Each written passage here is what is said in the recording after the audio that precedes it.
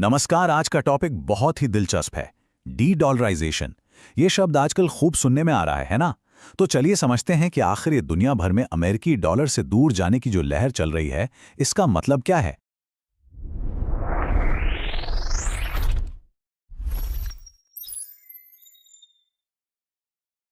तो सबसे बड़ा सवाल, क्या अमेरिकी डॉलर का राज खत्म होने वाला है?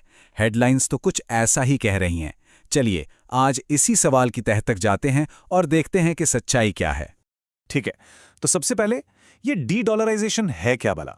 देखिए, सीधे साधे शब्दों में कहें तो ये वो प्रक्रिया है जिसमें देश व्यापार के लिए, फाइनेंस के लिए और अपने विदेशी मुद्रा भंडार के लिए अमेरिकी डॉलर पर अपनी निर्भरता कम करते हैं।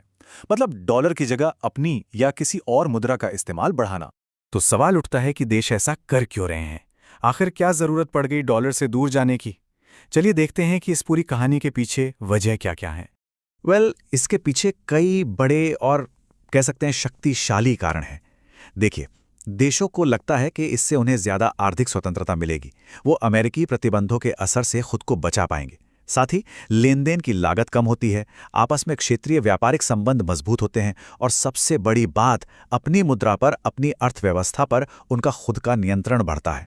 तो इस पूरी मुहिम की अगुवाई कौन कर रहा है? कौन है वो मुख्य खिलाड़ी जो इस बदलाव को आगे बढ़ा रहे हैं? इस लिस्ट में सबसे ऊपर नाम आता है ब्रिक्स देशों का, यानी ब्राजील, रूस, भारत, चीन और साउथ अफ्रीका। ये सब मिलकर एक नई आर्थिक हकीकत बनाने की कोशिश में हैं। इसमें भी चीन और रूस तो कह सकते हैं कि सबसे आगे हैं। और ऐसा नहीं है कि सिर्फ यही हैं, भारत और दूसरे क्षेत्रीय समूह जैसे आसियान और एससीओ वो भी धीरे धीरे अपनी स्थानीय मुद्राओं को बढ़ावा देने में लगे हुए हैं। और इस कहानी में चीन का रोल वो बहुत ही अहम है। वो अंतर्राष्ट्रीय व्यापार के लिए अपनी मुद्रा युआन को एक मजबूत विकल्प की तरह पेश कर रहा है और इसके लिए वो कई देशों के साथ स्थानीय मुद्रा में व्यापारिक समझौते भी कर रहा है। वहीं दूसरी तरफ है रूस। अब देखिए, उस पर लगे हैं पश्चिमी प्रतिबंध, तो उसने बहुत तेजी से डॉलर से किनारा कर लिया है। अब चीन जैसे सहयोगियों के साथ उसका ज्यादातर व्यापार रूबल और युआन में ही हो रहा है। तो ये एक तरह से मजबूरी में उठाया गया कदम था जिसने इस डी डॉलराइजेशन की प्रक्रिया को और भी तेज कर दिया। लेकिन क्या ये सब इतना आसान है जितना सुनने में लगता है? अब जरा हकीकत पर नजर डालते हैं, क्योंकि कहानी इतनी सीधी है नहीं। और डॉलर को उसकी गद्दी से हटाना कोई बच्चों का खेल तो बिल्कुल नहीं है। यहां पर एक बहुत बड़ा मिथक है और एक हकीकत, और दोनों को समझना जरूरी है। कई लोगों को लगता है कि बस डॉलर का खेल खत्म, उसे पूरी तरह से बदल दिया जाएगा। लेकिन सच्चाई इससे कहीं ज्यादा जटिल है।